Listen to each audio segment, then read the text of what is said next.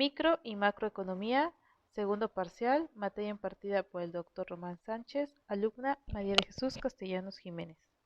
A continuación, veremos un resumen de lo que fue toda la materia de micro y macroeconomía y cómo ahora ha cambiado pues nuestra forma de pensar, ¿no?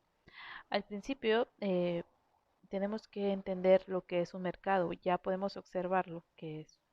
Entendemos que es el concepto de centro de aglomeración, tanto físico como virtual. Y existen varios tipos, ¿no? Entonces, el duopolio, monopolio, y gracias a la materia ya podemos ver eh, los monopolios, cómo funcionan y cómo nos perjudican a nosotros como consumidores. Los mercados por lo regular se organizan según los ofertantes y los demandantes. No debemos olvidar que las ofertas son aquellos que ofrecen productos, bienes o servicios y la demanda es la gente, las personas que demandan esa cantidad, que necesitan para subsistir o alguna otra razón.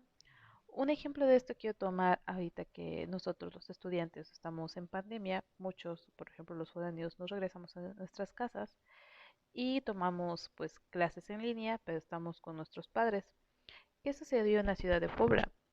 Pues dejaron de haber estudiantes, entonces la demanda de rentas bajó y la oferta aumentó demasiado. Este comportamiento nos permite observar que cuando la oferta ya no había, o sea, ya no estaban ofreciendo eh, bienes en renta, cuartos, departamentos, lo que sea, eh, los pocos cuartos que quedaban en disponibilidad estaban a un precio bastante elevado. ¿Por qué? Porque existía una saturación en el mercado y la demanda era demasiada. Entonces, en este caso, al que ya no están los estudiantes, la demanda disminuyó y la oferta sigue ahí. ¿Qué sucede en esos aspectos? Lo que sucedió es que al ya no haber estudiantes, la necesidad que tenían estos chicos como consumidores desapareció o más bien se puso en pausa. Volviendo al tema de las rentas de habitaciones, cuartos, departamentos que existen en Puebla, en cuanto a la electricidad, podemos ver que, pues bueno, obviamente esta es la capacidad de respuesta que tiene el mercado en relación a la oferta de los productos. ¿Y qué sucede cuando pues se modifica, ¿no? Que los demandantes ya no lo requieran o en este caso esté pausado, pues aquí sucede lo de la ley de la demanda, que pues la cantidad demandada se modifica, puede ser tanto como en el cambio de los precios o por otras situaciones. También hablamos sobre los indicadores macroeconómicos, el Producto Nacional Bruto y el Producto Interno Bruto. El PIB, el Producto Interno Bruto, mide el ingreso de los factores de producción al interior de los límites de la nación. En cambio, el Producto Nacional Bruto mide el ingreso de los residentes en la economía, sin importar si el ingreso producto de la producción interna o del resto del mundo. Esto va muy relacionado con la economía abierta que lleva México, ya que México pues acepta los intercambios ya sea de bienes o de servicios en el exterior con otras economías. El ser una economía abierta también permite exportaciones e importaciones de productos, bienes y servicios a otros lados.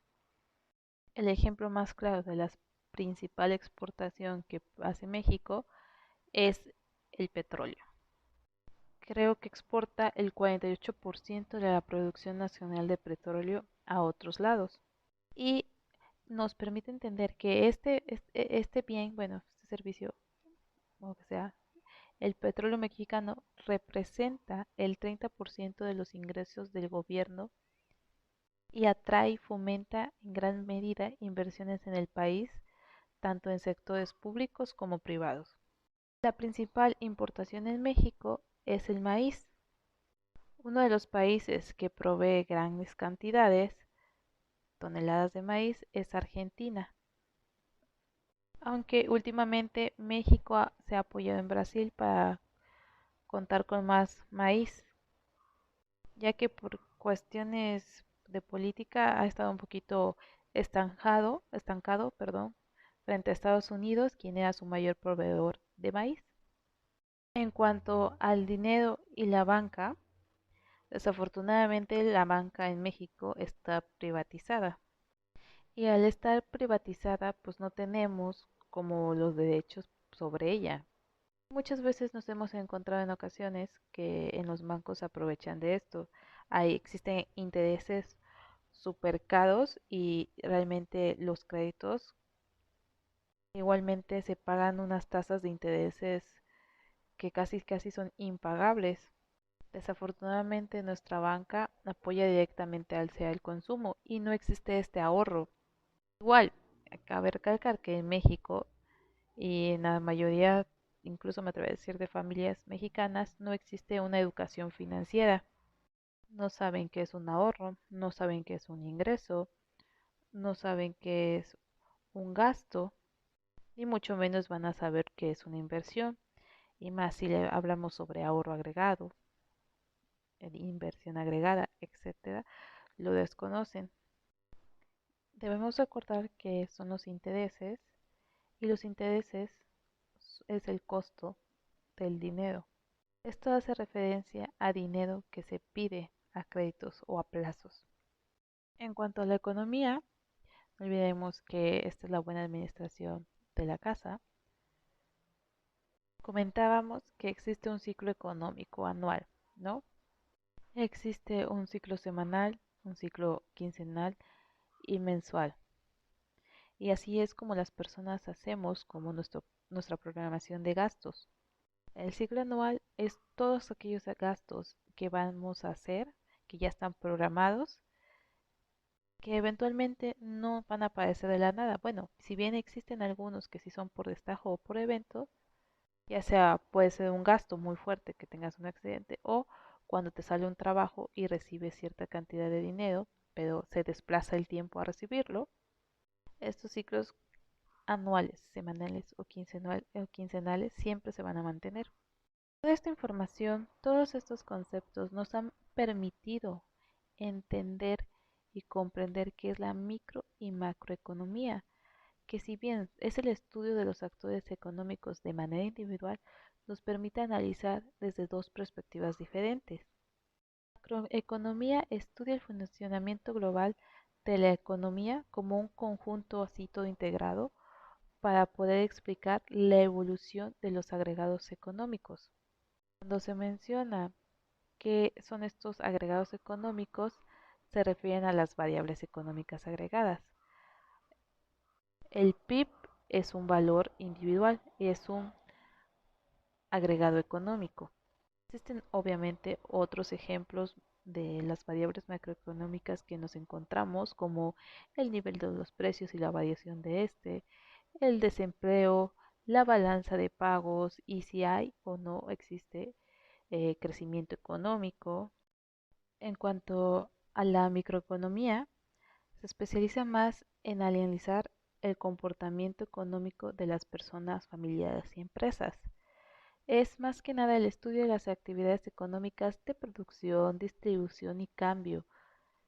A diferencia de que la macroeconomía estudia la ley de oferta y demanda desde, desde un punto de vista agregado, o sea, desde la oferta agregada de bienes y servicios de un país y la demanda agregada, como el consumo total de un país. La microeconomía es a nivel más personal. Nos referimos a una empresa, es desde el punto de vista en el que la empresa puede llegar a ser capaz, hasta el punto de interactuar con los demás factores que hoy nos rigen.